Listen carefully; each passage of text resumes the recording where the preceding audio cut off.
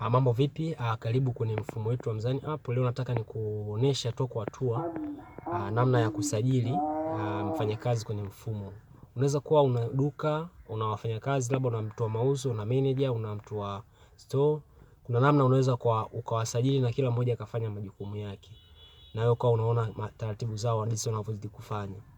Leo nitakuonesha tu kwa hatua namna ya kumsajili mfanyakazi kwenye system yetu ya Mzani App. Karibu sana. Sasa tutaanza kuingia kwenye mfumo wetu. App hii hapo inaitwa Mzani App. Ukiingia, kwa sababu nilikuwa nimeshachagua tayari biashara, kwa hiyo imeingia moja kwa moja kwenye biashara husika ambao hapo jini Uza Smart. Sasa nikitaka kusajili mfanyakazi, nitaingia hapo sehemu imeandikwa menu, itafunguka, then nitakuja sehemu imeandikwa HR, nitagusa hapa. Utaona imefunguka. Sasa hii hapa sasa hivi itanionyesha staff hakuna, itaonyesha hakuna ambaye iko active, hakuna malipo tunayolipa. Kwa hiyo ili uanze kusajili mfanyakazi utagusa hichi button cha blue kimeandikwa add staff. Ukigusa itakuja form. Sasa kwenye hii form kutakuwa kuna option mbili. Kuna option ya kwanza hii new staff, option ya pili ni hii hapa. Wafanyakazi ambao wapo tayari kwenye mfumo wako. Ukiwa unatumia Mzani App utakuwa na uwezo wa kuadi biashara zaidi ya moja. Sasa unaweza kukuta kuna wafanyakazi ulishawaajiri tayari kwenye biashara nyingine, kwa hiyo pia una uwezo ukawasajili kwenye biashara zaidi ya moja, labda mwasibu hivyo. Sasa hapa hii form ya new staff, hapa utachagua picha, utajaza jina, namba yake ya simu, email, hapa utajaza majukumu yake. Sasa sisi kwa sababu tusitumie muda mrefu, nitachagua aliyepo. Nitakuja hapa, nitamchagua labda huyu Mariam. Nikimgusa hapa utaona imeambia change. Nikitaka kuchange maana itanibadilishia mwingine. Ila sasa kwa sababu nishamchagua Mariam, sitojaza tena jina wala picha. Kwa hiyo nitachagua tunampa kitu gani, labda nataka awe manager. Nataka awe manager, unaona hapa chini tayari nimesha select kwamba ataweza kusimamia kila kitu. Ila nitakuwa na uwezo wa kumnyima permission. Labda nataka awe sales, awe mtu wa mauzo. Utaona imebaki kwenye sales. Labda nataka awe nani? Awe mtu muhasibu. Utaona muhasibu, vyote ambavyo vinahusiana na muhasibu itakuwa vimejiselect out na utaweza kubadilisha. Sasa huyu bwana huyu nataka awe HR. Utaona imekuja kwenye HR hapo chini. Kwa hiyo ndakuja hapa chini, nitamsajili. Chap kwa haraka tayari. Ofisi yetu ina mfanyakazi mmoja. Lakini sasa tulivyokuwa tunajaza, tulisahau kujaza kipengele cha malipo. Kwa hiyo unaweza ukamgusa tena hapa, ukaja sema imeandikwa edit. Au kaja hapa juu edit. Itakurudisha pale. Sasa kwenye kumsajili huyu mfanyakazi kuna kipengele cha malipo imeandikwa sale hii hapa. Kwamba unamlipa shilingi ngapi. Hii itakusaidia kwenye kujaza matumizi kwenye mfumo. Kwa hapa tunaona nimeweka labda analipwa 200,000. Analipwa kila tarehe ngapi? Niseme analipwa kila tarehe moja. Mfumo umeshauri weka tarehe moja mpaka tarehe 28 kwa sababu miezi inatofautiana. Haya, umeona? Tayari hapo nimemjazia nini? Nimejaza malipo. Kwa unakuja ku update. Kija ku update utaona hapa juu imesoma hapa payroll yetu imekuwa ni shilingi ngapi?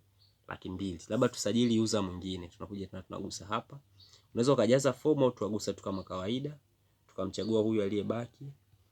Tukasema huyu tumpe awe ni sales, mtu wa mauzo.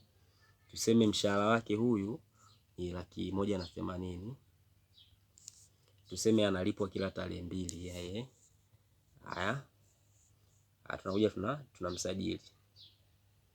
Mwata hapa tumesajili. Hapa imeshatuambia waliosajiliwa hapa juu ni wawili, ambao wako active ni wawili. Mshahara tuna jumla hii biashara yetu inalipa 380,000 kwa mwezi. 380,000 kiaje? Utaona mmoja inamlipa 200,000 kila tarehe moja, au mwingine inamlipa 180,000 kila tarehe 2. Hii pia itakusaidia kila utapokuwa unakaribia siku ya mshahara, system itakuwa inakukumbusha kuwalipa wafanyakazi wako. Na ukiwalipa itakuwa inaingiza kwenye hesabu za biashara husika, kwa sababu uendeshaji wa biashara mzuri utakiwi kutumia nje, yani utakiwi kufanya matumizi nje ya uzalishaji wa biashara. Ili biashara ikue inatakiwa ijiendeshe, usitoe pesa yako mfukoni. Kwa hiyo hata malipo pia. Kwa mfano tukija hapa sasa hivi, tukija sehemu ya matumizi hapa chini. Tukija sehemu ya matumizi, tukija sehemu ya mishahara hapa. Kwa sababu tarehe tumejaza ya nyuma itatuonesha tarehe 2 imeshapita ambayo ni mwezi huu hatujamlipa huyu mtu. Itatuambia tarehe moja tayari imeshapita, tujamlipa huyu mtu, tumemcheleweshea mshahara. Itatuonesha hapa huyu itakiwa lipe tarehe 2, huyu itakiwa lipe tarehe 1. Kwa hiyo utakuwa na uwezo wa kumwekea bonus, kumlipia mishahara hivyo. Lakini sasa unashauriwa sana, inatakiwa kila taarifa ya utakavyomlipa uwe unajaza kwenye system ili muwe mnakumbuka wote, ili asije akakwambia kuna mwezi hujanilipa.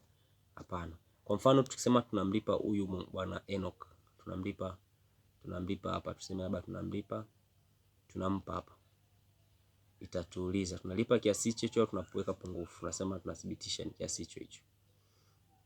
Na tukithibitisha imekuja kunisema matumizi ya leo tumetumia 180,000. Tumemlipa mshahara Enoch, mshahara Julai.